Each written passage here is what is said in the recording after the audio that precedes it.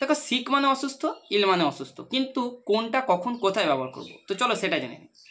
ইল সাধারণত অনেক দিন ধরে কেউ রোগে ভুগছে এমন অর্থে ইল ব্যবহার করব। হি সিরিয়াসলি ইল অর্থাৎ সে অনেক দিন ধরে কোনো রোগে ভুগছে। আর সিক কি হবে, সাধারণত কোনো ছোটোখাটো রোগের ক্ষেত্রে, মাথা ব্যথা, পেটে লাগা, পেট খারাপ করা, এই সমস্ত জিনিস ক্ষেত্রে আমরা সিক ব্যবহার করব।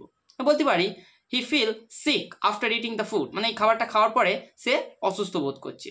তো উদাহরণস্বরূপ যদি আমরা বলি যে I feel ill after that ride, এটা কিন্তু অতটা ন্যাচারাল হলো না। তাহলে এই জায়গায় আমরা কী ব্যবহার করতে পারি, I feel sick after that ride. তাহলে ইল সাধারণত কি হয়, যে অনেক লম্বা কোনো রোগ, মানে অনেক দিন ধরে হচ্ছে এমন অর্থে আমরা ইল ব্যবহার করব।